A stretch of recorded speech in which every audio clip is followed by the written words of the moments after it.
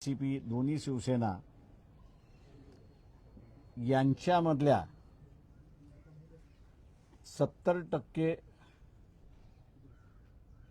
श्रीमंत ओबीसीना ज्या जागा देण्यात आलेल्या आहेत त्याच्यापैकी कोणाला काढायचं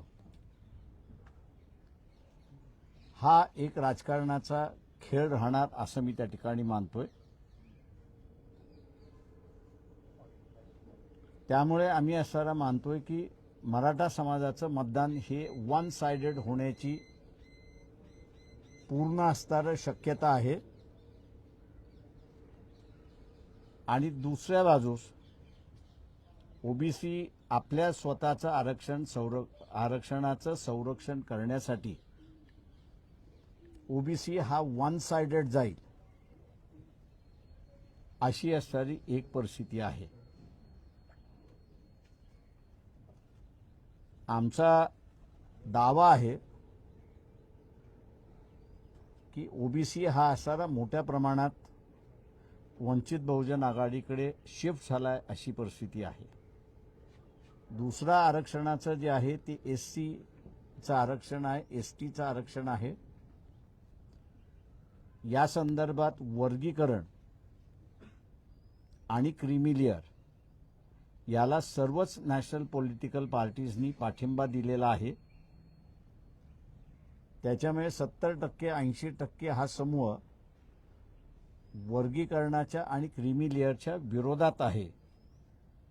आज त्यांचा लढा हा वंचित बहुजन आघाडी लढते आणि म्हणून हा आमच्याबरोबर वर्ग येईल अशी आमची असणारी अपेक्षा आहे।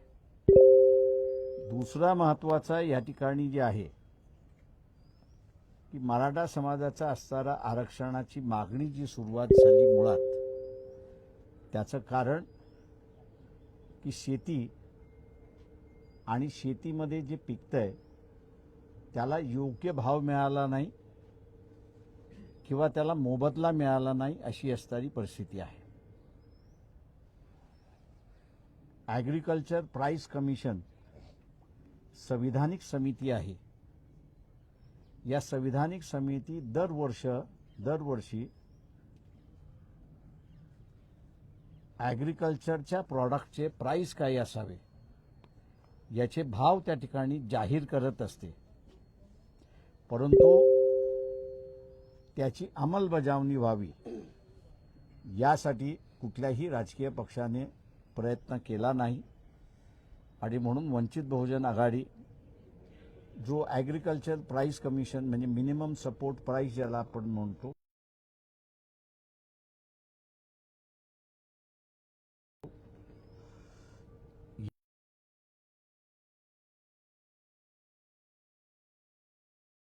या भावाची अंमलबजावणी करण्यासाठी कायदा करेल। त्याच भावामध्ये विकत घेतलं पाहिजे हे बंधन राहणार व्यापाऱ्यांना आणि जो व्यापारी या कायद्याचा उल्लंघन करेल व्यापारी आणि त्याच्याच बरोबर बाजारपेगार म्हणून समजण्यात येईल आणि फौजदारी गुन्हा दाखल करण्यात येईल। मिनिमम सजा आम्ही तिथे असं सजेस्ट करणार आहोत ती 5 वर्षाची मिनिमम सजा त्या ठिकाणी असली पाहिजे। त्याच्याच बरोबर महाराष्ट्र शासनामध्ये सोयाबीनचं पीक फार मोठ्या प्रमाणात घेतलं जातं इतर राज्यांबरोबर।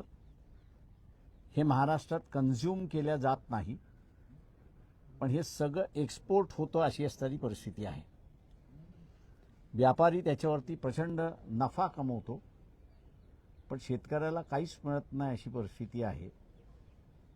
आम्ही असं म्हणतो आमचे 15 जरी निवडून आले तरी ज्याचं कोणाचं सरकारमध्ये आमची गरज लागेल त्याला एग्रीमेंट करायला लावणार की सोयाबीनची भाव जो आहे हा 6,000 रुपये प्रति क्विंटल त्या ठिकाणी असला पाहिजे। कापूस आणि सोयाबीन हे दोन्हीही सेंट्रल गव्हर्नमेंटला, ज्याला फॉरेन एक्सचेंज मध्ये म्हणता येईल, एकंदरीत 1,80,000 कोटी एवढं इन्कम जनरेट करून त्या ठिकाणी देतं. त्याचा मोबदला शेतकऱ्याला काही मिळत नाही. मायनिंगच्या संदर्भातली जी एक भूमिका आहे की स्टेट बरोबर रॉयल्टी मिळते, तशाच रीतीने ॲग्रो प्रोडक्टच्या माध्यमातून फॉरेन एक्सचेंज जे सेंट्रल गव्हर्नमेंटला मिळतं त्याच्यामधलं सुद्धा कमिशन हे मिळालं पाहिजे. आणि ते सुरुवात करून कापसाच्या शेतकऱ्याला आणि सोयाबीनच्या शेतकऱ्याला शासन 500 रुपये प्रति क्विंटल हे बोनस म्हणून त्या ठिकाणी देणार आहे.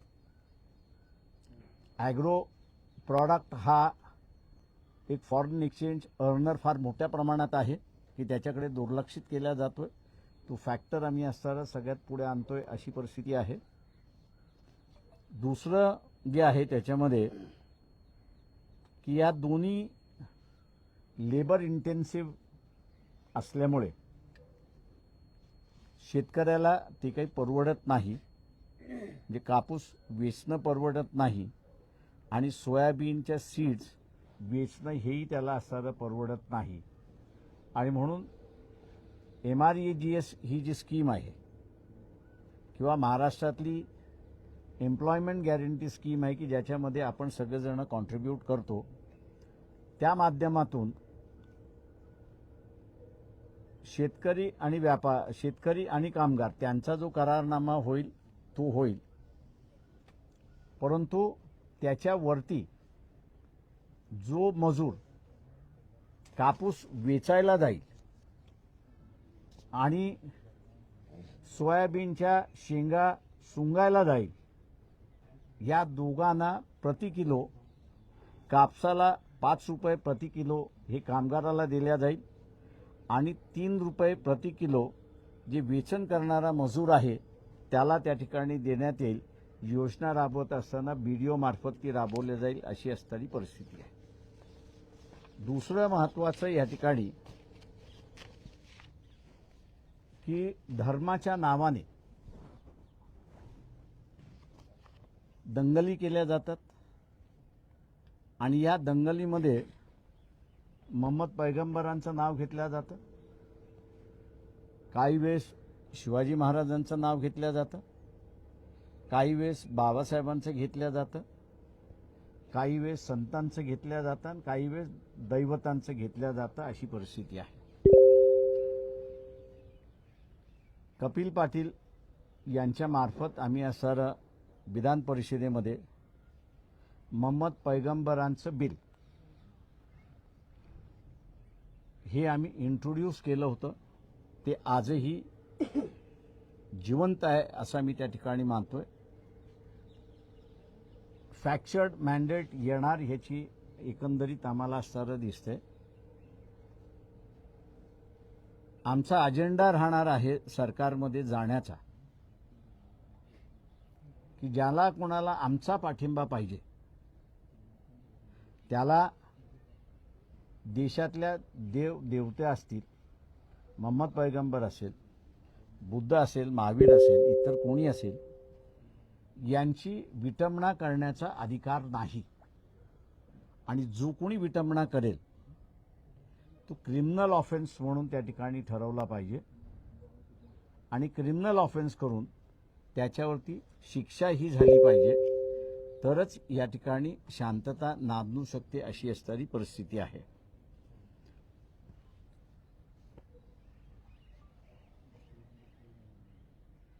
एका बाजूला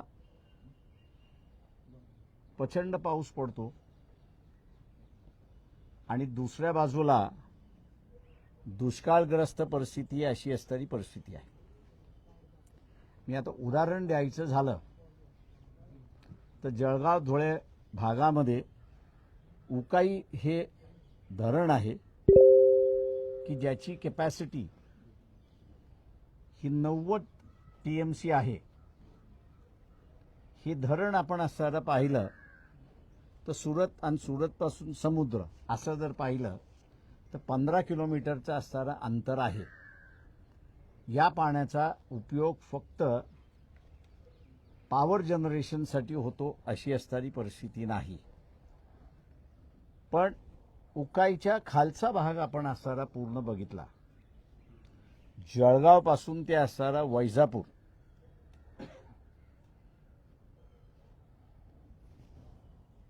बॅकवॉटर वैजापूरपर्यंत घेऊन आलं किंवा मनमाडपर्यंत घेऊन आलं तर ते गोदावरीपर्यंत असणारं नेऊन पोचवता येतं.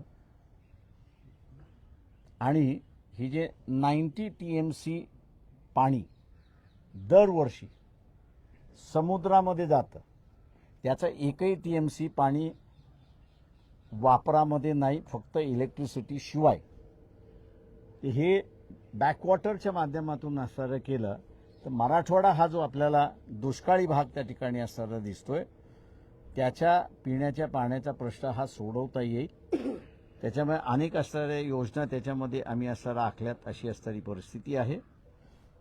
दुसरं, एम्प्लॉयमेंट वाढू शकत नाही असं या ठिकाणी सांगितलं जातं. महाराष्ट्राची एम्प्लॉयमेंटची आज गव्हर्नमेंट आणि सेमी गव्हर्नमेंट हे कॉन्ट्रॅक्ट हे मी त्या ठिकाणी धरतोय, हे 14 लाखाच्या आसपास आहे. ही 14 लाखाची एम्प्लॉयमेंट आपण असं धरली तर 1980 साली होती. त्यावेळेस महाराष्ट्राची पॉप्युलेशन ही 6 ते 7.5 कोटी होती अशी असणारी परिस्थिती आहे. आज 2024 आहोत. महाराष्ट्राची पॉप्युलेशन ही एकंदरीत 13 कोटीवरती गेलेली आहे अशी परिस्थिती आहे. तेव्हा येणाऱ्या 5 वर्षाच्या कालावधीमध्ये वेलफेअर कन्सेप्ट ही मांडायची असेल तर एकंदरीत 2 लाख एम्प्लॉयमेंट डायरेक्ट गव्हर्नमेंट आणि सेमी गव्हर्नमेंट हे असणारं करता येतील. आमच्या असणाऱ्या मागच्या सरकारला सुद्धा मी ही योजना दिली होती, वर्केबल आहे म्हणत होते, परंतु करायला तयार नाहीत. याचं कारण की इथला एक वर्ग हा आर्थिक दृष्टिकोनातून सबळ झाला तर उंबरठे झिजवणारा समूह आपल्याकडे राहणार नाही. आणि उंबरठे झिजवणारा समूह आपल्याकडे राहणार नाही तर आपल्या घराणेशाहीच्या सत्तेला चॅलेंज येईल. म्हणून एम्प्लॉयमेंट त्या ठिकाणी झाली नाही अशी असणारी परिस्थिती आहे. आज आपण बघितलं असेल की दिल्ली एन्व्हायरमेंटचा इश्यू फार मोठ्या प्रमाणात आलेला आहे. मी त्या नॉन कन्व्हेन्शनल एनर्जीचा चेअरमन असल्यामुळे अधिक माहिती आहे. महाराष्ट्रामध्ये 365 दिवसापैकी 323 दिवस ज्याला पेनिट्रेटिव्ह सनशाईन आपण म्हणतो, सोलर सेल्स रिचार्ज करण्यासाठी किंवा चार्ज करण्यासाठी जे सनरे पेनिट्रेशन पाहिजे हे 323 दिवसाचं आहे. ती एनर्जी आपण असताना हार्नेस केली आणि त्याच्यासाठी जागतिक बँक ही पूर्णपणे मदत करायला महाराष्ट्र शासनाला तयार आहे. पण दुर्दैवाने पॅनलिंगच्या कॉन्ट्रॅक्टमध्ये त्याचे पॅनल्स कोणी करायचे याच्या कॉन्ट्रॅक्टमध्ये ती अडकलेली आहे. आम्ही आश्वासन त्या ठिकाणी देतो की नॉन कन्व्हेन्शनल एनर्जीचं हे हब वाढलं तर नुसतं एन्व्हायरमेंट क्लिअरन्सचा भाग येत नाही त्याच्यामध्ये, तर एक एम्प्लॉयमेंट जनरेशनसुद्धा भाग आहे. 1.5 ते 2.25 लाख यंगर जनरेशन हे सोलर पॅनल इरेक्ट करायला आणि सोलर पॅनल मेंटेन करायला या ठिकाणी लागतील आणि ती एक एम्प्लॉयमेंट जनरेशनचा एव्हेन्यू आहे असं आम्ही त्या ठिकाणी मानतो. दुसरं जे आहे, महाराष्ट्रामध्ये एंटरप्रिन्युअर निर्माण करणं हे आता बंद झालंय अशी असणारी परिस्थिती आहे. आमचा थ्रस्ट हा ग्रामीण भागावरती राहणार आणि तो ॲग्रो प्रोडक्टवरती मोठ्या प्रमाणात त्या ठिकाणी राहणार. महाराष्ट्रातल्या ज्या 3 युनिव्हर्सिटीज आहेत, राहुरी, पंजाबराव देशमुख, कोकण विद्यापीठ, या तिन्ही विद्यापीठाने ॲग्रो प्रोसेसिंग युनिट्स डेव्हलप केलेले आहेत. एवढंच आहे की शासन त्याला असणारा प्रोत्साहित करत नाही अशी असणारी परिस्थिती आहे. जी स्कीम तेलंगणामध्ये राबवण्यात आली होती की लोकल एंटरप्रिन्युअर वाढवण्यासाठी त्यांनी एकेका कुटुंबाला किंवा एकेका व्यक्तीला 10 लाखाचं असताना अनुदान दिलं आणि मग 2 जण एकत्र या, 3 जण एकत्र या, तुमचं स्वतःचं युनिट तुम्ही उभं करा आणि ग्रामीण भागामधला इंडस्ट्रियलायझेशन आणि औद्योगिकरण सुरुवात करा. हा जो एक कार्यक्रम राबवण्यात आला, नवीन आहे मी असं म्हणणार नाही. तेलंगणाचे माजी मुख्यमंत्री यांनी तो राबवलेला आहे. तोच कार्यक्रम आम्ही असणारा महाराष्ट्रामध्ये राबवणार आहोत आणि यातून जे अनएम्प्लॉयमेंटला या ठिकाणी तोंड देता येत नाही असं जे म्हणतात आहेत, त्यांना नवीन एव्हेन्यू आम्ही असणारं त्या ठिकाणी दाखवणार आहोत. तो नवीन एव्हेन्यू म्हणजे की आपल्याकडे असणारं लेबर सरप्लस आहे, स्किल्ड लेबर सुद्धा सरप्लस आहे अशी असणारी परिस्थिती आहे. जगभरामध्ये मी असं म्हणेन, भारतातल्या एक्सेप्टेबिलिटी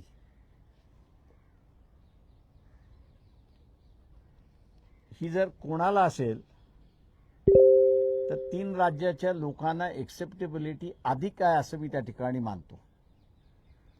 एक महाराष्ट्रातलं, दुसरं तामिळनाडूमधलं आणि तिसरं असणारं केरळामधलं.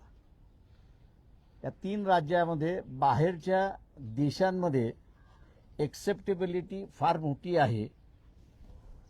त्याचं कारण असं आहे की ते तिथल्या दैनंदिन प्रश्नामध्ये किंवा तिथल्या व्यवस्थेमध्ये हस्तक्षेप करत नाही, तर त्याच्याशी ते तिथे मिळून जुळून घेण्याचा प्रयत्न चालला अशी परिस्थिती आहे. जो नवीन एव्हेन्यू आम्ही असणारा, मला सांगायला हरकत नाही की मागच्या सरकारला सुद्धा मी एक्सप्लोर करायला त्या ठिकाणी सांगितला होता. एक व्हिजिट एका मंत्र्याने जर्मनीला जाऊन सुद्धा त्या ठिकाणी असणारं दिली. पॉझिटिव्ह साईन्स त्या ठिकाणी दिसल्या, पण त्याचं सेंट्रल गव्हर्नमेंटशी घेऊन त्याला नवीन स्वरूप देण्याचा जो भाग आहे, तो भाग माझ्या दृष्टीने असणारा मोठा आहे. स्वरूप असं आहे की मी अनेक वेळा युरोपमध्ये सुद्धा जाऊन आलो, स्कॅन्डिनेव्हियन कंट्रीजमध्ये सुद्धा जाऊन आलो. तिथली डेमोग्राफी ही प्रचंड मोठ्या प्रमाणात बदलते. म्हणजे त्यांच्याकडे यंगर जनरेशन कमी आहे अशी असणारी परिस्थिती आहे आणि ओल्डर जनरेशन मोठी आहे अशी परिस्थिती आहे. त्याच्यामुळे त्यांना सर्व्हिस सेक्टर ज्याला म्हणता येईल हे चालवण्यासाठी माणसं नाहीत अशी असणारी परिस्थिती आहे. आमच्या त्या डिस्कशनमध्ये त्यांची असणारी भीती त्यांनी जी व्यक्त केली की आम्हाला आमची जनता की आमच्या देशामध्ये एलियन म्हणून राहता कामा नये आणि इमिग्रंट्स त्यांचे मालक म्हणून होता कामा नये, ही त्यांची जेन्युइन भीती आहे. ही जेन्युइन भीती मी असताना मानतोय की स्टेट गव्हर्नमेंट, आता त्याच्यातला माहीत असल्यामुळे मी असताना म्हणेन की ती जेन्युइन भीती ही आपल्याला घालवता येईल. त्यांच्याबरोबरचा असणारा एग्रीमेंट त्या ठिकाणी करता येईल आणि हा लागणारा जो स्किल्ड क्लास आहे, तो स्किल्ड क्लास आपण त्यांना असणारा प्रोव्हाइड करू शकतो. आणि आज जो गव्हर्नमेंटवरचा अनएम्प्लॉयमेंटचा असणारा भार जो मोठ्या प्रमाणात पडलाय, त्याला आपण असणारा ॲड्रेस करू शकतो, अशी असणारी परिस्थिती आहे. मी असं म्हणेन की आत्ताच्या मॉडर्न वर्ल्डमध्ये हे ग्लोबल वर्ल्ड न राहता हे आता ग्लोबल गाव झालंय, अशी असणारी परिस्थिती आहे. या ग्लोबल गावामध्ये आदान प्रदान होण्याची एवढी पॉसिबिलिटी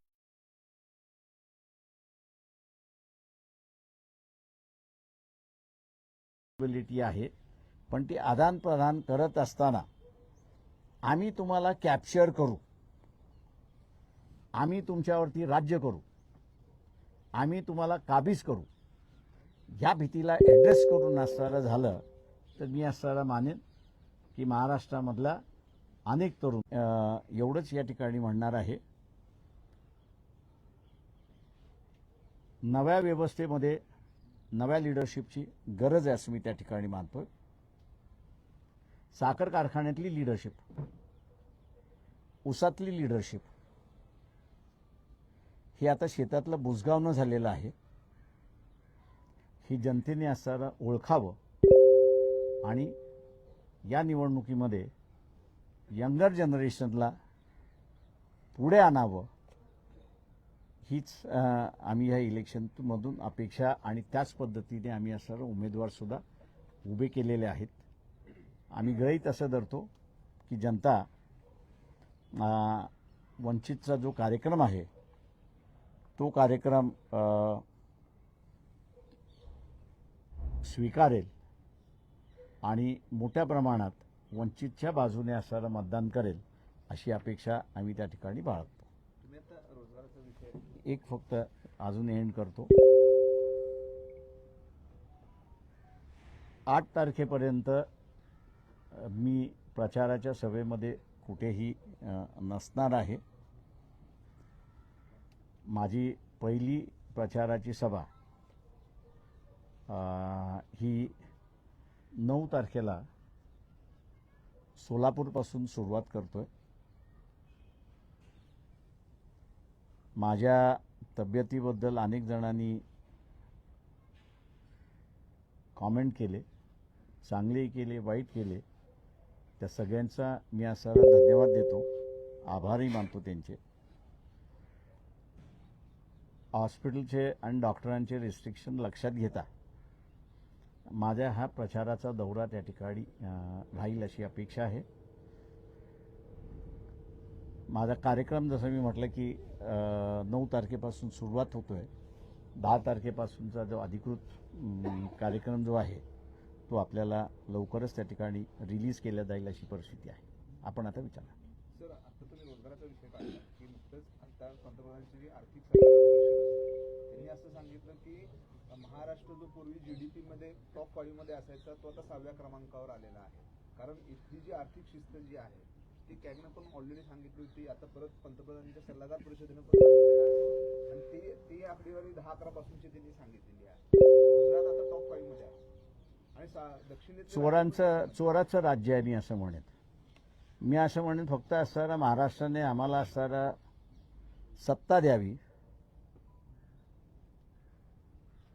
गुजरात एका राज्याने देशाला किती लुटलेलं आहे याची आकडेवारी आम्ही असणारा आत्ताही मी देऊ शकतो.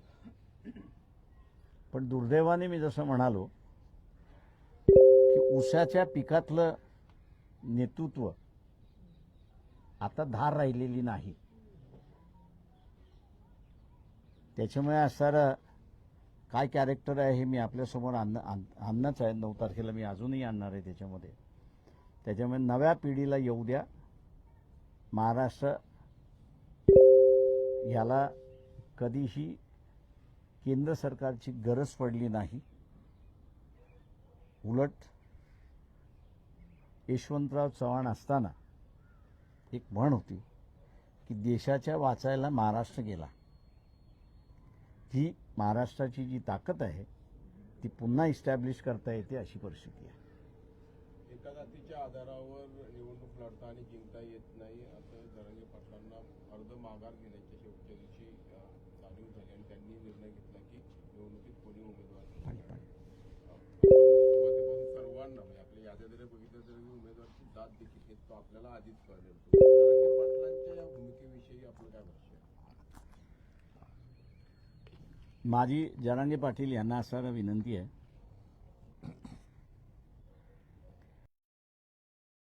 की त्यांनी प्रत्येक जिल्ह्यामध्ये महाविकासचा उमेदवार, आघाडीचा उमेदवार या दोघांचे नाते काय आहेत याचं त्यांनी असणारं प्रत्येक मतदारसंघातलं स्पष्ट करावं. ते नात्यातले आहेत की नाहीत, त्यांचं किती जवळचं नातं आहे, मामा भाच्याचं नातं आहे की नाही, काका पुतण्याचं नातं आहे की नाही. त्याच्यामुळे तुम्ही काकाला मतदान दिलं काय आणि पुतण्याला मतदान दिलं काय, सत्ता कुटुंबातच आहे. तेव्हा महाराष्ट्रातल्या जनतेने मध्यंतरी कुटुंबशाही असा एक चार्ट पब्लिश केला होता. महाराष्ट्राच्या जनतेने पहिल्यांदा महाराष्ट्र पुन्हा विकसित करायचा असेल तर एक खुणगाठ बांधली पाहिजे. याच्यापैकी किती लायक आहे आणि किती नालायक आहे याची चर्चा न करता मी ह्याला मतदान देणार नाही ही भूमिका त्यांनी घेतली. काल जे कोल्हापुरात जे काही घडलं, छत्रपती घराण्यांना प्रत्येकांना आदरच आहे त्या घराण्याचा, पण त्यांनी ह्या सगळ्या गोष्टी करून स्वतःच्या घराण्याची आप घालून घेतली असं वाटतं. नाही, मला डिटेल माहिती नसल्यामुळे मी बोलू शकणार नाही. म्हणजे त्यांनी विड्रॉ केला हे बरोबर आहे, पण विड्रॉ करण्याच्या पाठीमागची काय कारणं आहेत ती मला कळू शकली नसल्यामुळे मी काही बोलणार नाही. लक्ष्मण हाकेंना पण तुम्ही स्टार प्रचारक केले. लक्ष्मण हाकेंना पण स्टार हा. प्रचारक आहेत तुमच्या हाती. आहे ना.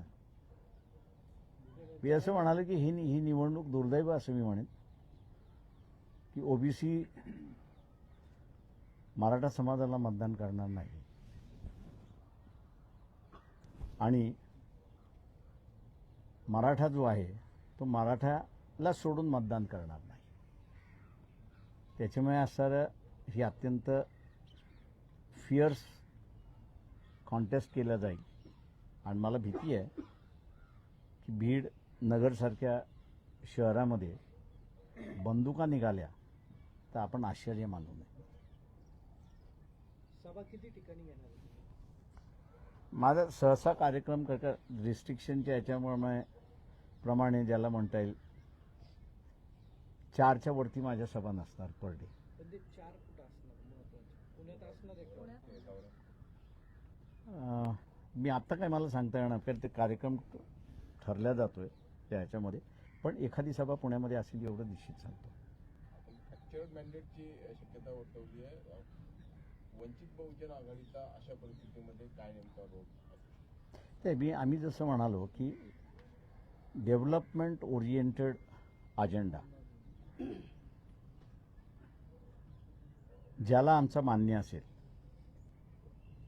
तो आमचा मित्र राहणार आहे. सरकार तुमच्याशिवाय स्थापन होणार नाही असं म्हणायचं तुम्हाला? मी तसं नाही म्हटलेलं आहे. मी म्हटलं की मी असं म्हणालो की ज्याला कोणाला आमचा पाठिंबा पाहिजे त्याला असणारा आमचा अजेंडा हा मान्य करावा लागेल. किती अंदाजे तुम्हाला किती अपेक्षा आहेत? किती जागा निवडून? बघा आता जसं परिस्थिती बदलली नाही असं धरून चालू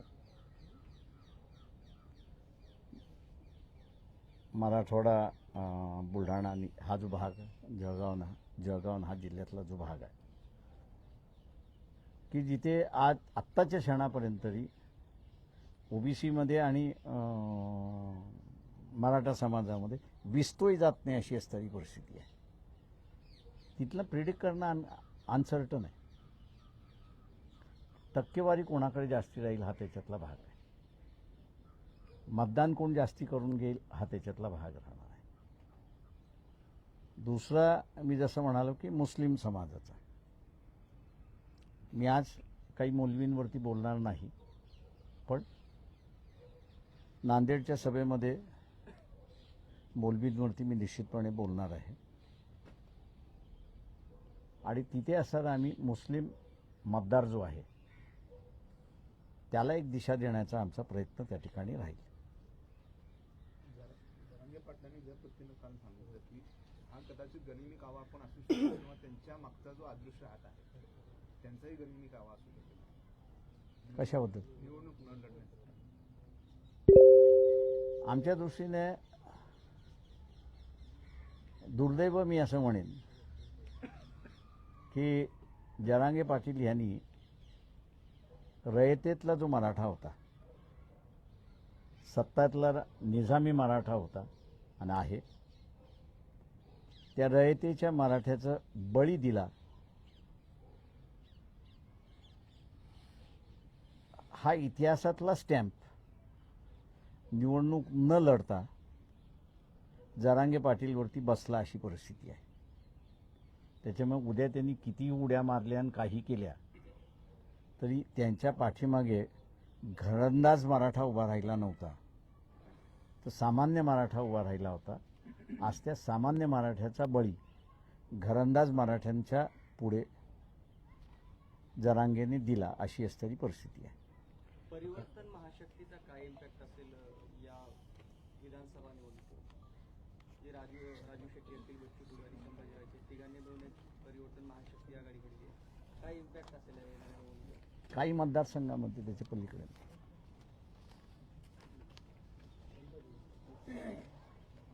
थँक्यू.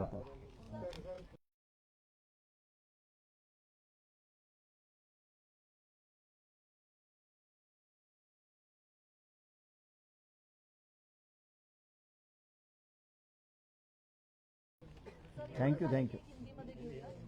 प्रकाश बरं 2 मिनटं मग मला डेस्क घेऊ द्या त्याला.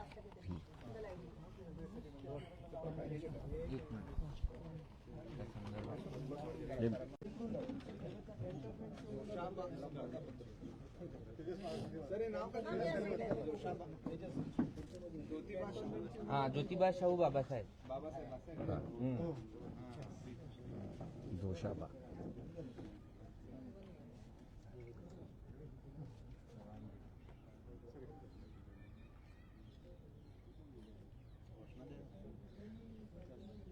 वंचित बहुजन आघाडीचा ओके चल.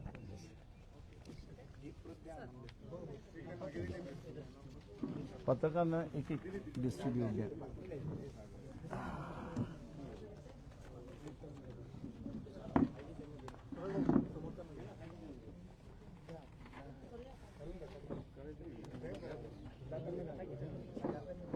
पाठीमागून दे ना.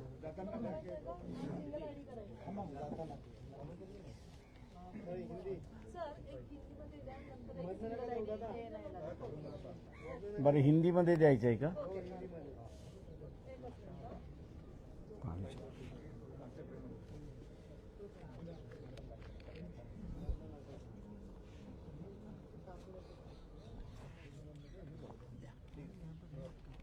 अच्छा मी ठीक आहे.